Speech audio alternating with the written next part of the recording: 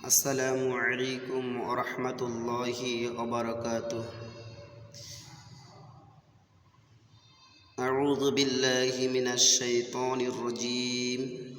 বিসমিল্লাহির রহমানির রহিম। ফাসাল্লি লিরাব্বিকা ওয়ানহার। সাদাকাল্লাহুল আযীম। সম্মানিত ফেসবুক বন্ধুগণ, আশা করি আপনারা সকলে ভালো আছেন। সকলের সুস্থতা কামনা করছি, দীর্ঘায়ু কামনা করছি।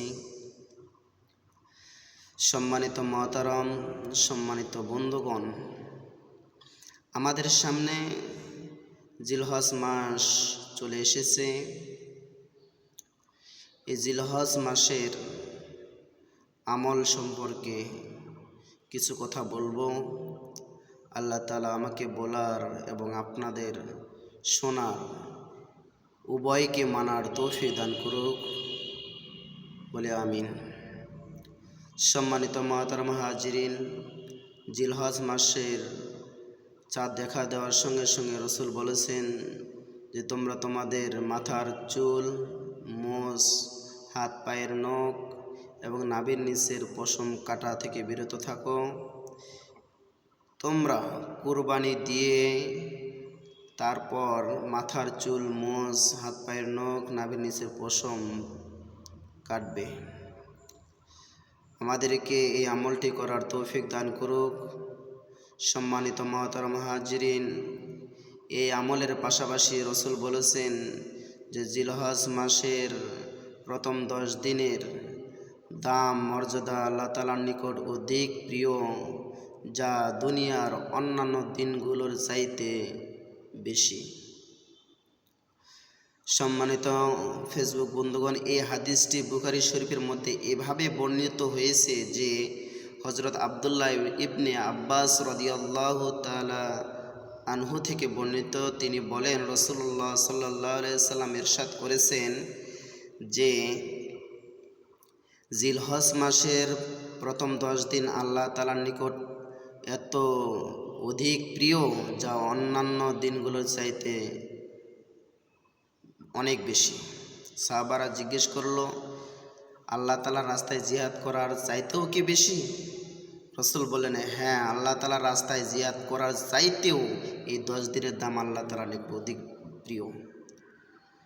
রাসূলুল্লাহ সাল্লাল্লাহু আলাইহি ওয়াসাল্লাম বললেন, তবে ওই ব্যক্তি ব্যতীত যে ব্যক্তি আল্লাহ তাআলার রাস্তায় তার জানমাল নিয়ে জিহাদের উদ্দেশ্যে বের হয়েছে এবং কোনো কিছু নিয়েই সে তার বাড়িতে ফিরে আসেনি, অর্থাৎ জিহাদের ময়দানে শাহাদাতের মর্যাদা লাভ করেছে, সেই ব্যক্তির দাম এই 10 দিনের থেকে আল্লাহ তাআলার নিকট অধিক প্রিয়।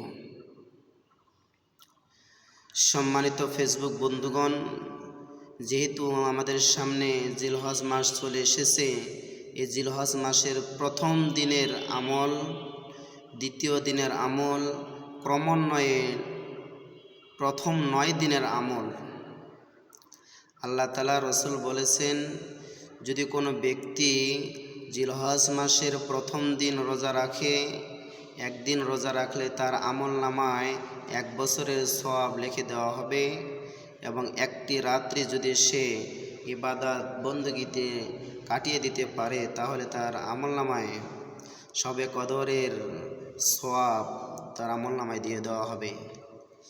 আল্লাহ তাআলা, রাসূল বলেছেন, তোমাদের যদি কারো এক এক করে ক্রমান্বয়ে প্রতিদিন রোজা রাখতে না পারে, তাহলে অন্তত পক্ষে জিলহজ মাসের 9 তারিখ ওই দিনটিতে যাতে তোমরা রোজা রাখো, কারণ এই দিনটিতে যদি কেউ রোজা রাখে তাহলে তার আমল নামায় পালাক্রমে 2 বছরের সওয়াব দেওয়া হবে এবং 2 বছরের গুনাহ আল্লাহ তাআলা মাফ করে দিবেন। সুবহানাল্লাহ, সুবহানাল্লাহ। সম্মানিত মুহতারাম হাজিরিন, সম্মানিত ফেসবুক বন্ধুগণ, আমরা যেখান থেকে দেখি না কেন, আল্লাহ তাআলা রাসূলুল্লাহ সাল্লাল্লাহু আলাইহি সাল্লামের দেখানো পথ ছাড়া আমাদের কোনো উপায় নাই, আমাদের কোনো নিস্তার নাই। আল্লাহ তাআলা রসুলের দিক নির্দেশনা অনুযায়ী যদি আমরা আমাদের জীবনকে পরিচালিত করতে পারি, তাহলে ইহকালে শান্তি পাব, পরকালে আমরা অবশ্যই ইনশাআল্লাহ মুক্তি পাব। সম্মানিত মুহতারাম হাজরিন, হজরতে হাফসা রাদিয়াল্লাহু তাআলা আনহা থেকে বর্ণিত, তিনি বলেন রাসূলুল্লাহ সাল্লাল্লাহু আলাইহি ওয়াসাল্লাম চারটি আমল, কয়টি আমল? চারটি আমল কখনো তিনি ছেড়ে দিতেন না, পরিত্যাগ করতেন না, বাদ দিতেন না।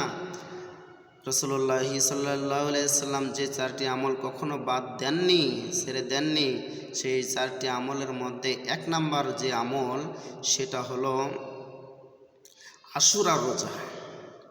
এই আশুরার রোজা রাসূলুল্লাহ কখনো ছেড়ে দিতেন না।